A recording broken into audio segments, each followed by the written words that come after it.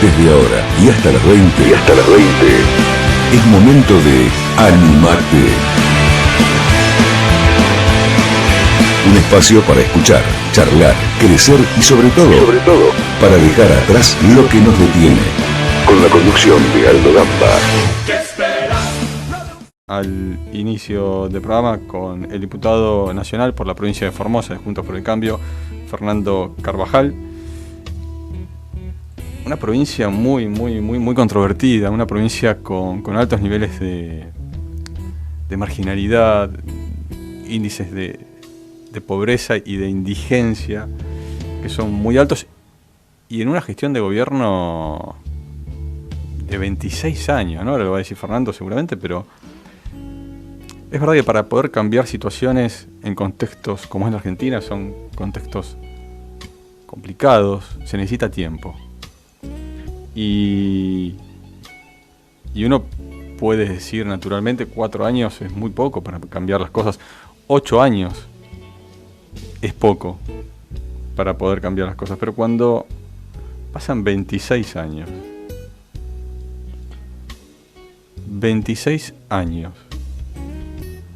de un modelo de gobierno, 26 años de una gestión de gobierno, y nada cambia. Y no solamente que nada cambia, sino que las cosas se empeoran. Acá desde Animate siempre hablamos de gestión, no hablamos de ideología. Yo creo que tenemos que empezar a hablar de gestión, porque la grieta está en la ideología. Cuando uno se mete en lo ideológico, empieza a haber una grieta que no le sirve a nadie. ¿Sabes por qué? Porque la gente hoy, o las nuevas generaciones, no se preguntan si es Néstor, si es Perón, si es Alfonsín. Se preguntan cómo podemos vivir bien, porque si no se van. Y aunque te digan que no, y aunque te lo nieguen, se van, porque van a buscar futuro en otro lado, porque los pibes se van. A ver si se dan cuenta los dirigentes en la República Argentina, que los chicos se van, que no les interesa los colores políticos. Lo que les interesa es vivir bien, es tener oportunidades, es recibirse, ser profesional y tener un trabajo. Y si no tenés un título, tener un trabajo, sentirte digno, salir de tu casa y tener seguridad y no tener miedo a entrar con tu auto o ver si te van a matar hoy o te van a matar mañana. Y esto no es un extremo, ¿eh? Recorré la provincia de Rosario, recorré conurbano bonaerense en algunos lugares, recorré Capital Federal en algunas localidades muy rojas también. Entonces tenemos que empezar a hablar de vivir bien, de planificar a mediano y largo plazo. Y como te contaba recién, una provincia como Formosa, con 26 años de un modelo de gestión de gobierno de Gildo y Fran, donde nada mejoró. Pero no lo decimos nosotros desde acá, lo dicen los números. Lo dice, ahora después lo vamos a hablar con Fernando, el último censo del INDEC. Un INDEC que, si querés, es del mismo color político. Estamos hablando de desnutrición, estamos hablando de pibes que se cagan de hambre, que se mueren. Mientras por otro lado hay intereses particulares, hay negocios. ¿Hasta dónde llega la política? ¿Hasta dónde llega una gestión como la de Gildo y Fran, que agudizó las restricciones del gobierno en materia de no sé de qué, aplicando medidas ultra extremas que violaban los derechos humanos, y que a pesar de las distintas denuncias y la oposición, el secretario de Derechos Humanos de Nación fue a corroborar que no existieran violaciones? ¿Entendés lo que te digo? Fue a corroborar que no existieran violaciones. Ya fue con el no. Entonces dijo que no existían violaciones. Pero ya lo tenemos en línea, Fernando Carvajal. Él es diputado por la provincia, diputado nacional por la provincia de Formosa, de Juntos por el Cambio, y ex juez federal. Fernando, Aldo Gamba te saluda, buenas tardes, ¿cómo estás? Buenas tardes, ¿cómo estás? Un gusto. Bien, muy bien. La verdad que me enoja un poco todo esto, porque a veces cuando uno repasa la situación de una provincia tan linda, tan importante como es la provincia de Formosa, y pasan los años, y pasan los años, y pasan los años, y de pronto una pandemia lo que hace es agudizar o despertar un modelo de gestión autoritario, donde las cosas que, los testimonios de la gente que estaban en cuarentenados, sin causa, sin justificación muchas veces, y restringido de su libertad, sin embargo seguía todo igual. Y yo te quiero preguntar algo, Fernando, antes que nada, ¿qué fue lo que te motivó a dejar de ser parte del Poder Judicial, donde a sola firma podés cambiar algo, para irte al Legislativo, donde es tan difícil es lograr ciertos cambios? Bueno, un poco fue esto que vos también estabas describiendo, sí, la verdad es que la situación extrema que se vivió en la provincia de Formosa fue un poco lo que me hizo entender de que si bien es cierto que desde el Poder Judicial se pueden impulsar cambios y se pueden hacer cosas por mejorar la vida de los ciudadanos, y modestamente creo que en el tiempo que me tocó estar al frente de los juzgados de Formosa, cumplí con este cometido.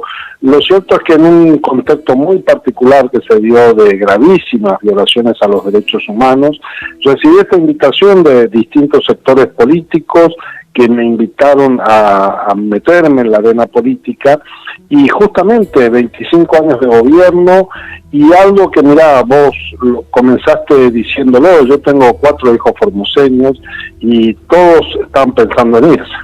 Y cuando en la campaña me tocó salir a recorrer el interior de nuestra provincia, no te puedo contar la cantidad de situaciones de padres que terminaban llorando, desgarrados, contando la experiencia de que sus hijos se quieren ir, los del interior de Formosa a Formosa, o a la capital, digo, o al sur, o otros directamente fuera del país. Y esto realmente es una situación desesperante, porque le está pasando al país, pero a Formosa le viene pasando desde hace muchos años, fruto de estos gobiernos que lo que no tienen son políticas de Estado serias y políticas que tiendan a generar empleo. Y entonces, ¿para qué decirle a un joven que vive en el interior de la provincia que se quede si no le damos la posibilidad de trabajar, de generar sus ingresos y de tener su propio proyecto de vida? Y las únicas opciones que el Estado le ofrece son o entrar a una fuerza de seguridad o entrar a la docencia. Pero si se trata de fuerzas de seguridad provinciales, la policía o la docencia tienen que ir y pasar primero por el tamiz del dirigente local, que le tiene que dar el visto bueno, porque si no, no puede entrar ni una fuerza de seguridad policial de la provincia, ni puede empezar su carrera docente. Espera, Fernando, espera un minuto ahí. Sí. Porque lo que vos estás contando es la base del empleo en la provincia es el Estado, y eso ocurre en muchísimas provincias, que creo que se tendría que ir cambiando un poco ese modelo, pero básicamente muchas provincias funcionan así. Pero lo que acabas de decir recién es muy grave. Para poder entrar a la docencia o a una fuerza policial o pública, tenés que pasar primero por un dirigente local que te apruebe. Sí, esto es así, totalmente. Esto necesariamente es así, te lo dan, hay decenas de testimonios que te lo cuentan los jóvenes. Un puntero. Claro, tenés que tener el aval del intendente municipal o del concejal del pueblo. Es más, mira, ahora cuando tuvimos estos meses de seca, yo recibí decenas de denuncias donde no había agua. No había agua porque, por un lado, había una sequía, estuvimos en una situación de clima extremo, pero por otro lado, no se ha invertido lo suficiente y hay muchos sectores que no tenían agua. El intendente o los dirigentes locales iban y decían, a vos no te damos agua porque vos sos opositor, anda a decirle a Carvajal que te traía el agua. Esto contado así, han llegado al extremo de usar el agua potable, que es un derecho humano esencial, como elemento de presión política. Esto es lo que explica también por qué el dildismo se mantiene en la provincia desde hace 25 años. Yo no voy a negar que algunas obras públicas han hecho, algunos hospitales construyeron, algunos caminos hicieron, pero la base la base de mantenimiento del poder y de persistencia es un sistema que está absolutamente controlado por el Estado y que encontró en la pandemia la justificación perfecta, es decir, fueron felices cuando se encontraron con la pandemia y encontraron justificación para poder establecer un verdadero Estado policial, porque esto es lo que ya venían haciendo y durante la pandemia lo llevaron hasta un extremo que fue efectivamente de privación de la libertad, Nosotros estamos trabajando, recolectando testimonios, porque vamos a presentar la denuncia por la Comisión de Delitos de Lesa Humanidad, porque estamos convencidos que hubo actos gravísimos de violaciones a los derechos humanos, pese al encubrimiento de Pietragala, como bien vos decías, pero también la cobarde complicidad de supuestos organismos de derechos humanos que hoy por hoy lamentablemente están cooptados, están usurpados y que tenemos que recuperar para quienes realmente defendemos los derechos humanos. Sí, eso fue llamativo, es cierto lo que decís, fue llamativo que, a ver, la Argentina en el último periodo, vamos a poner los últimos 10 años, se caracterizó por progresar, si querés hasta innovar en materia de derechos humanos, ¿no? Y que el año pasado, frente a muchísimas denuncias, que después se puede llegar a evaluar la cuestión política en el medio o no, pero por lo menos cuando hablamos de derechos humanos tenés que prestar atención y tenés que fijarte si realmente está ocurriendo o no. Muchos de estos grupos que vos mencionabas que levantan la bandera en alto sobre los derechos humanos estuvieron totalmente, como vos decís, cooptados por el gobierno nacional, ausentes, callados, y la verdad que eso fue muy triste, muy deprimente, porque estábamos hablando de hermanos formoseños que estaban sujetos a no derecho, ¿no? Estaban ahí aislados, sin ningún tipo de posibilidad de manifestarse.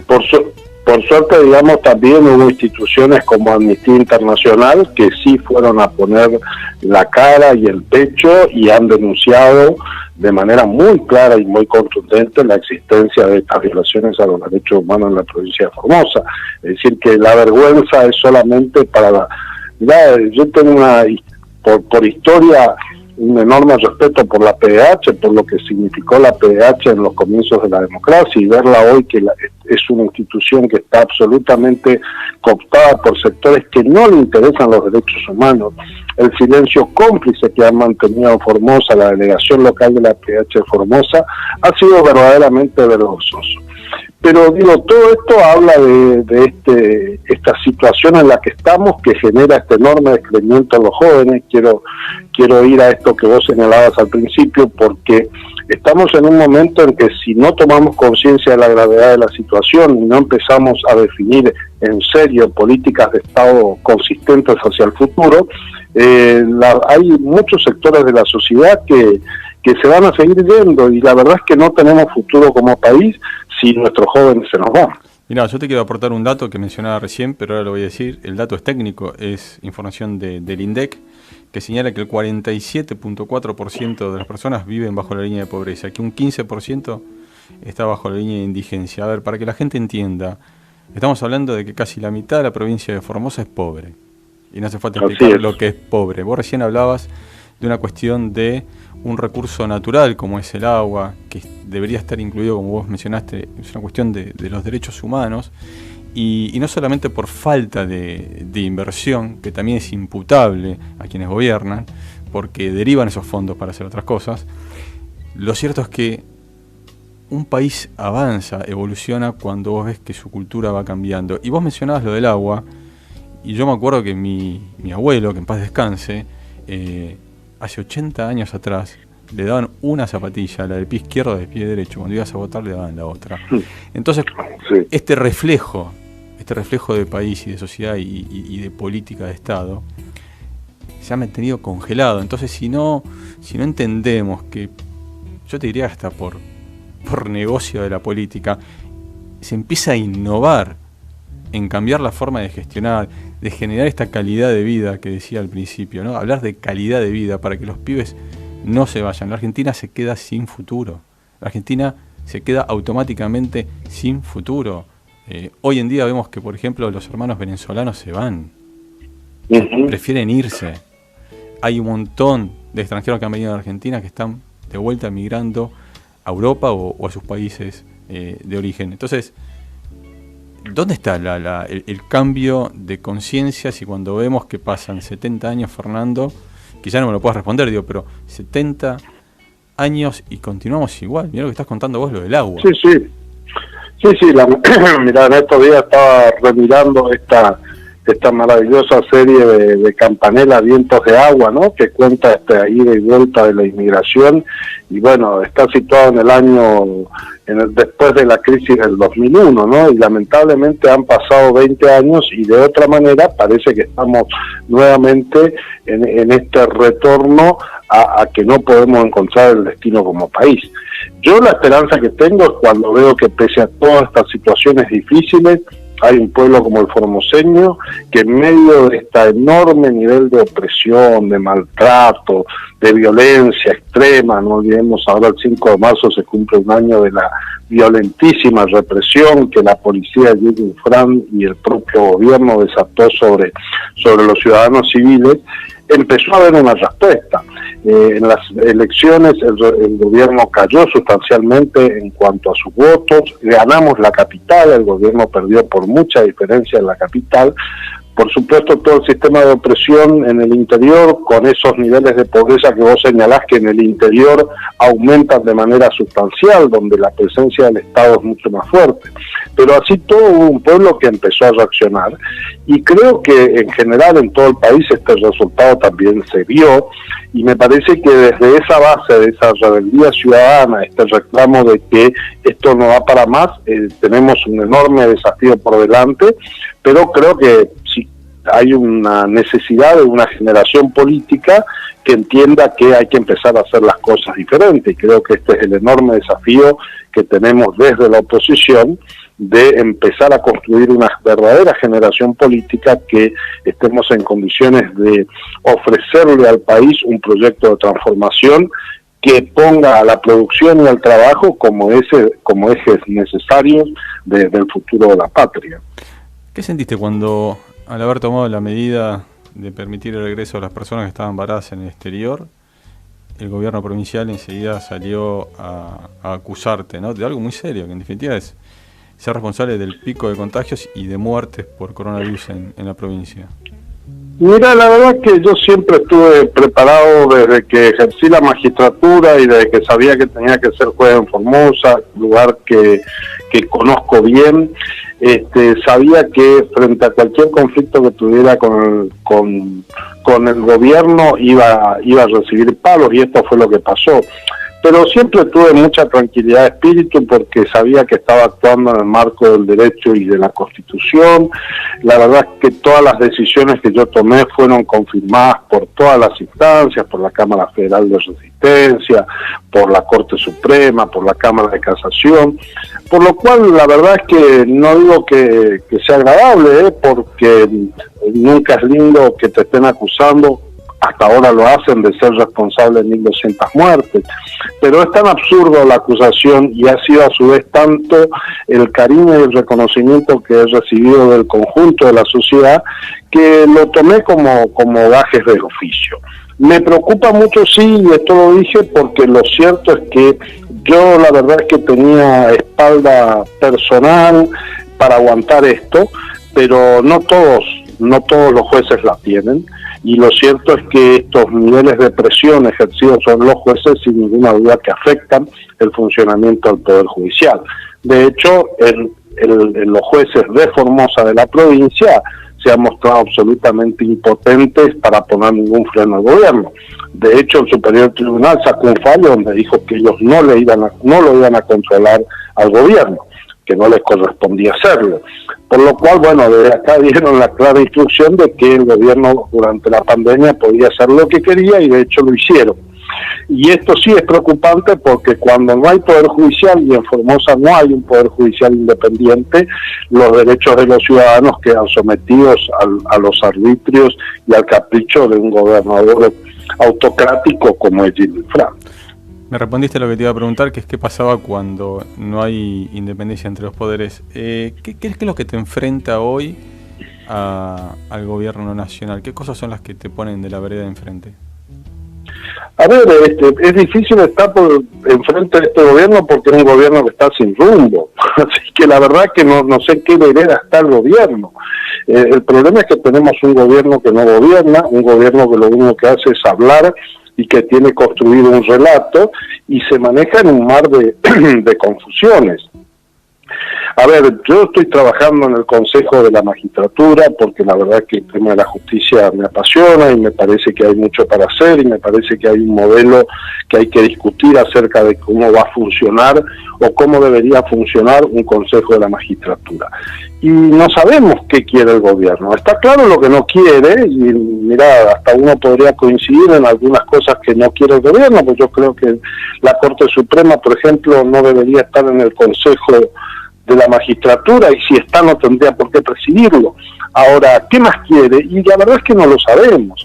Entonces, lo que yo le pido al gobierno es que se hagan cargo de que son gobierno, que tienen responsabilidad, que gobernar en épocas de crisis, indudablemente esta es una época de crisis, no siempre es fácil, pero que ser gobierno implica tomar las decisiones que son mejores para el pueblo, y esto es lo que tienen que empezar a hacer. A partir de ahí creo que desde la oposición y en lo personal hemos sido responsables y estamos siendo responsables.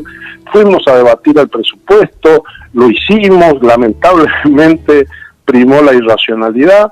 Estamos dispuestos a sentarnos a discutir y acompañar inclusive el proyecto de convenio con el Fondo Monetario si esto es beneficioso para el país. Pero es difícil hacerlo si están con el bloque absolutamente partido y ellos mismos están boicoteando el acuerdo. Entonces, lo que le pedimos al gobierno es que se prolije, que se encolumne, que definan qué quieren ser y cómo van a hacer para terminar los 2 años de gobierno que tienen por delante. Claro, yo te hablaba de veredas y es como estar en 5 esquinas, ¿no? Me parecía que por una esquina está Alberto Fernández y su gente, en la otra la ex vicepresidenta, Sergio Massa por ahí, sí, que se cruza de una a la otra. Es complicado, ¿no? Claro, pero tampoco creo demasiado este circo de crear y de querer ser la propia oposición. La verdad que en el interior la hemos vivido muchas veces y ellos tienen esta capacidad que un día son ultraliberales con Menem, al otro día son ultraestatistas, los mismos que antes eran. Entonces, digo, están gobernando, prolíjense y decidan en este momento histórico si van a ser responsables o van a ser irresponsables. Hasta ahora la verdad que están dando enormes muestras de inmadurez política y de que lo único que le interesa es conservar el poder a cualquier costo y en el medio están causando un enorme daño al país. Porque la verdad es que cada una de estas decisiones y la falta de decisiones lo que hace es causar un enorme daño al país y seguir retrasando lo que debería ser lo que tenemos que hacer, que es iniciar un proceso de recuperación del Estado. De un Estado que tiene que ser eficiente. Vos hablaba de los problemas de seguridad recién. ¿Cómo vamos a sentarnos a discutir seriamente los problemas de seguridad si tenemos un ministro como Aníbal Fernández y como Bernie que se están chicaneando por Twitter? ¿Cómo es posible siquiera empezar a discutir los problemas de seguridad con ese nivel de chicaneo político y de irresponsabilidad institucional?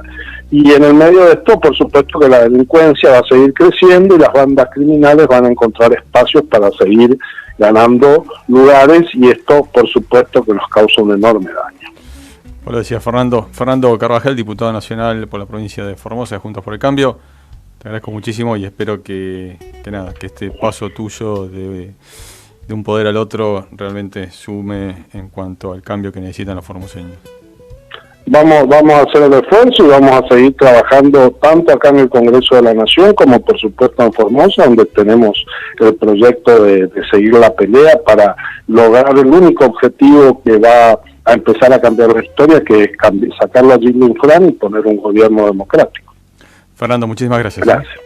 Ha sido un gusto. Hasta luego, igualmente.